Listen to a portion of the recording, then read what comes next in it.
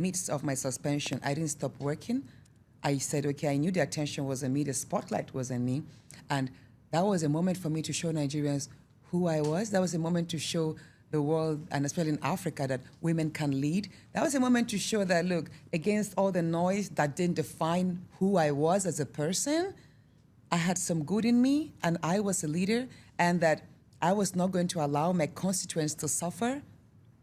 Why actress Doris Ogala publicly called you out on Instagram? Did you see it?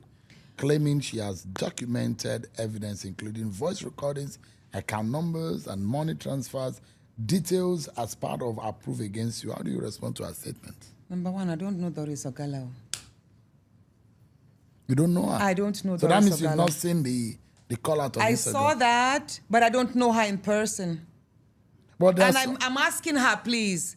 People have asked me, Natasha, you know what? Sue her, call her for this. I'm like, you know one thing? I know people like that. I mean, Reno Moke played that card as well. I know I'm old enough in politics to know when people try to chase clout and seek relevance unnecessarily. So I'm challenging her to publish whatever it is that she has. Our conversations, our interactions, our meetings, whatever it is, let her go ahead. So, because Akpabio owes your husband a favor, Senator Akpabio has always had his eyes on you. So you were not the only one. Well, let's take a pause right there. This part of the interview got so intense and even very, very controversial. All of that we will show you in another episode. But let's get on with the conversation.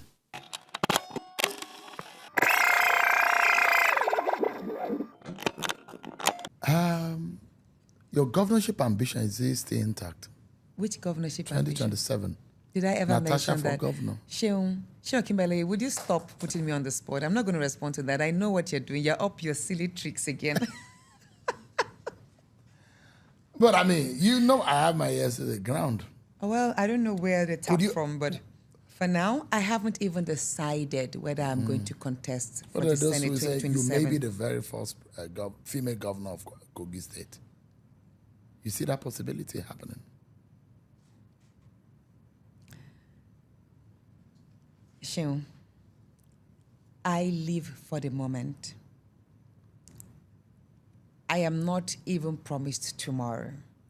But if by chance I live to experience the 2027 election, I may vie for the Senate again.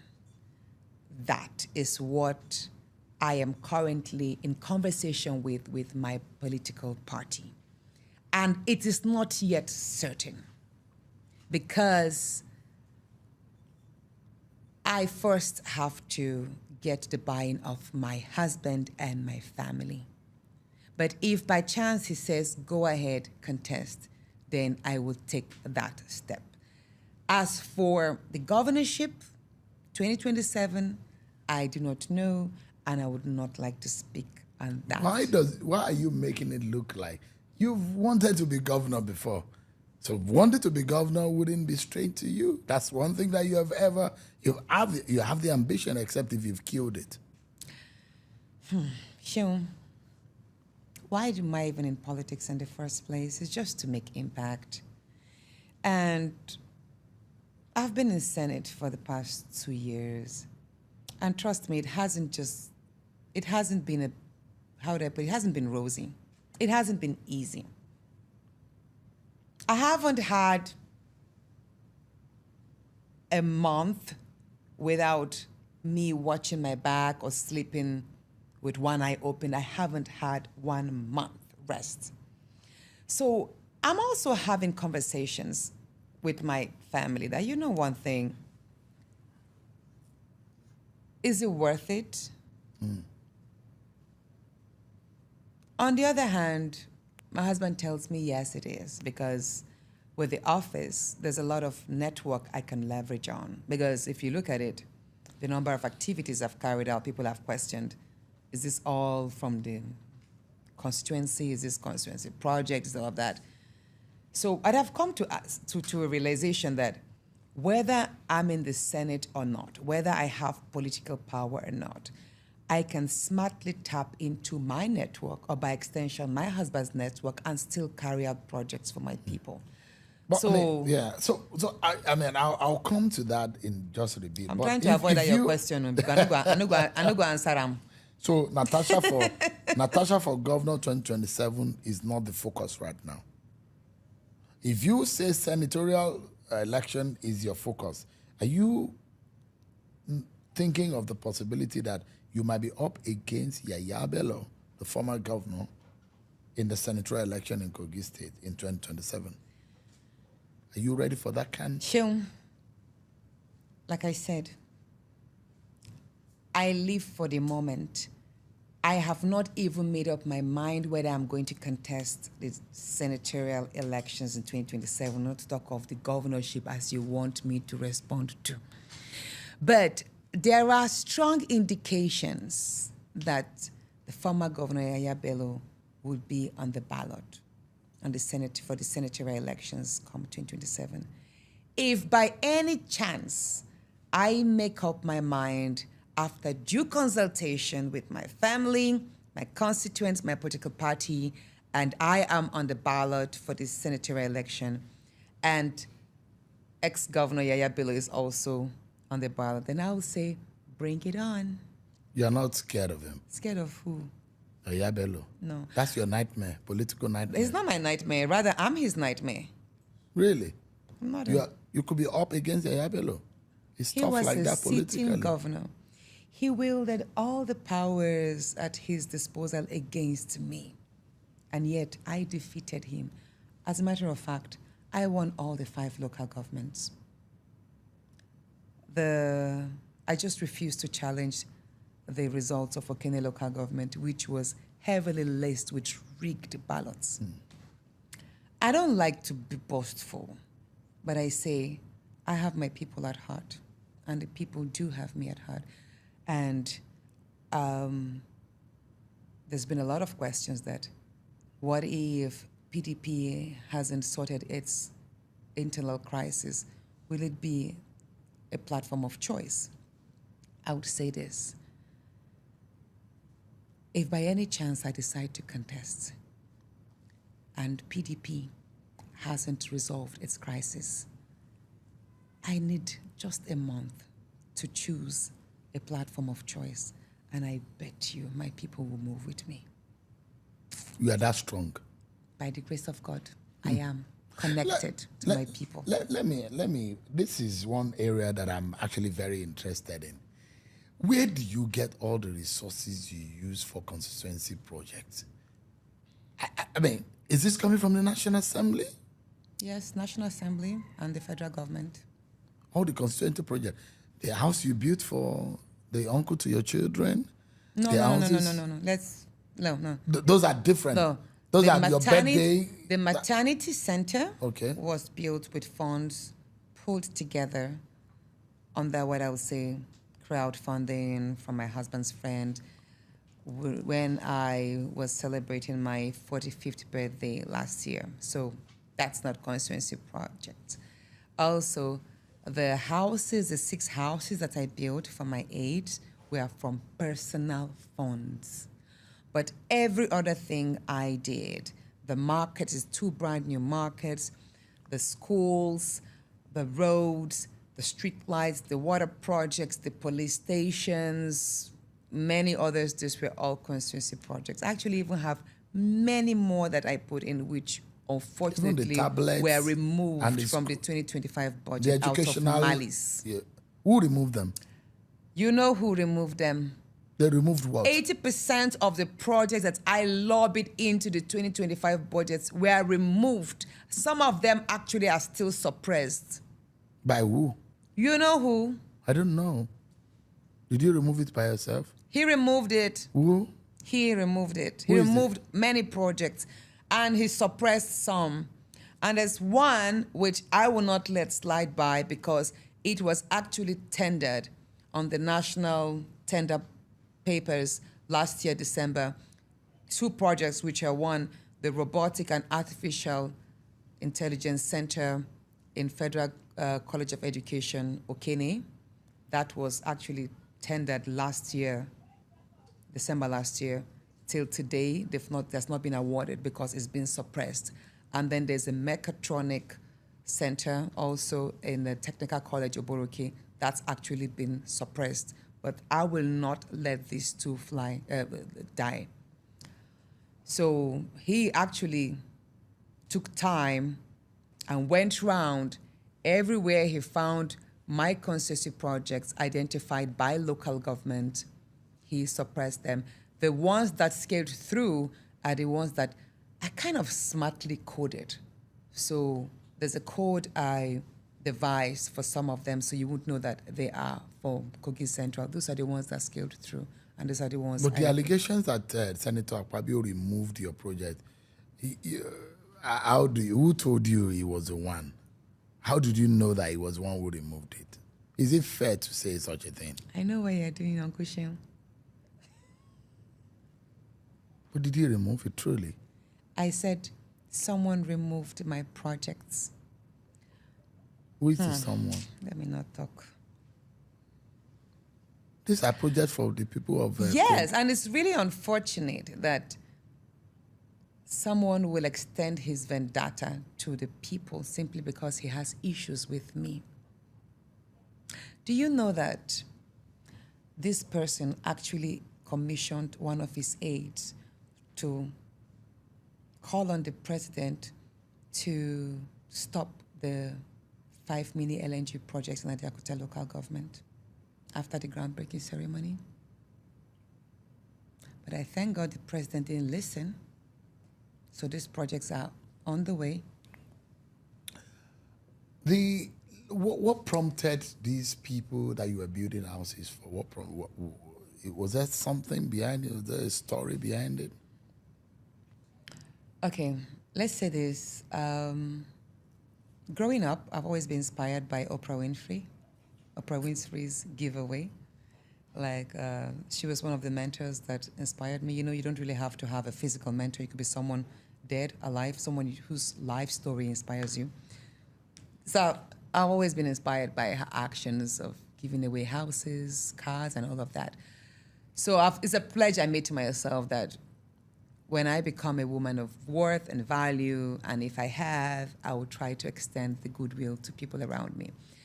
So it's something I actually spoke about, you know, with my team before I was even sworn in. You know how you have plans and say, you know what, if I have a chance to become this, I will do so. So the moment, I actually thought of building 20. Yeah, that was the plan initially, but things got so expensive. The cost of building materials skyrocketed, and it was impossible to build that many. So I said, okay, you know what, let me just do 6 now. And I intend to do more as time goes by. And I also believe that as a leader or as an individual, growth shouldn't just be about yourself. It's very important that you extend the opportunities that God blesses you with to people around you, because I think it just makes life more enjoyable and merrier when people around you are able to celebrate little milestones, you know, so that's it. On a final note, Senator, looking back, would you say to any female out there that they should go into politics? Of course. I think more women should venture into politics, not just venture, but should actually win. I think we need more women, but more intentional, competent, assertive women, not just women because we need placeholders or figureheads. No. Is it actually truly is dangerous for women to play in politics? It's dangerous for anybody to be in politics. But how difficult is it for women from your own experience? It's more difficult for women because the game and the rules of the game are made by men and played by men mainly. So is it choking? It is suffocating. But when you make up your mind and you understand the nature of the terrain and you prepare yourself for it, then it's fine. And I would say I took time to understudy the nature of politics in Kogi State, which I appreciated that it's not as mild as areas like Abuja, Sokoto, Katsina, Oshun, or whatever. You know, there's some states that are quite mild. Kogi has always had very violent elections, and I braced myself up. I had honest conversations with myself. I said, Natasha, if you are met with the most violent force, will you back out? And I made peace with my innermost self that, you know what, as long as my intentions to serve my people are genuine, and I didn't want to live my life on the sideline complaining. You know, I wanted to be in that space, holding the pen, making the reforms, and I was ready. So, and I also had that honest conversation with my team, my constituents, who are my constituents now, then it was my team, that look, the road will be tough. And we already knew the odds were against us. We were the opposition. We were up against, you know, Yahaya Bello. We were up against a society that the usage of guns and thugs were just a norm. But then I also knew that as a woman and a state that had not experienced female leadership at that level, that there was also going to be the gender bias. I also knew at the first time that I wasn't married, that they were going to pick on me, that, oh, she wasn't married, which of course, even Edward Onoja mentioned that, as he was a deputy governor then, and he did mention that as what would be used against me, that he said I was improper. And I also knew that I was mixed. I wasn't full Nigerian. And I know that Nigerians to an extent were kind of hypocritical. On one hand, we cheer Obama. On the other hand, we would question one's race, which was also thrown at me. And even when I got married, I also was faced with the question of, your husband is from Delta State, go contest in Delta State. You're no more from Kogi. But at each time I had such challenges because I had braced myself innerly. Yeah. So I was ready for it. And I would tell every woman who wants to venture in that it could be tough, but you have the strength in you. If things don't go well in PDP, is APC an option for you? No. You never go back to APC? No, I wouldn't. I was in APC briefly at the start of everything. I was in APC initially. In this situation, everybody is going to the APC. You don't think APC is a party too? Why should I go join APC? Why? Everybody is going there. I don't have to follow the bandwagon. I don't have to succumb to any threats or fall for any cajolement, if there's a word like that. I have been approached. Let me be honest about it. I have been approached many times. To go to the APC? I have been approached by people from the presidency, from even my colleagues, even as recent as yesterday. One joked about it, we're still expecting you, we would love you, and we would love to have you. And I'm like, I love my space, I love my peace here. I'm okay with my party now, so I don't think I have to join the APC. So what you have done so far, you feel fulfilled? Done so far in what terms? In terms of your constituency project and the impact you say you wanted to give to the people of Kogi State. Do you feel fulfilled? In terms of constituency projects, I would say I'm fulfilled. But in terms of my legislative work in chambers, I'm not fulfilled because I'm not given enough chance to speak on issues like critical debates, participating in conversations on the floor. I don't think I'm given enough opportunity. I have so much. I have a lot of bills. I have listed a whole lot. But as usual, before you get a chance to list your bills, they have to get the buy-in of the Senate President.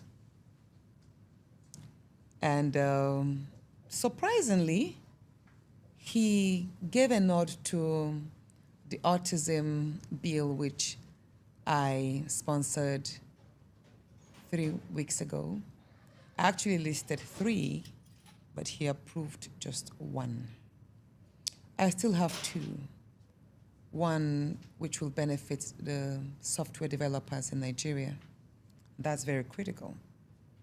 So I'm looking forward for him approving that. In celebration of my 46th birthday, which By the way, congratulations. Oh, thank you. Happy birthday to you. Thank you, You don't look 46, you look 26 actually. Really, stop flattering me. And you know what? Yeah. You're actually near my, should I say, it's an age I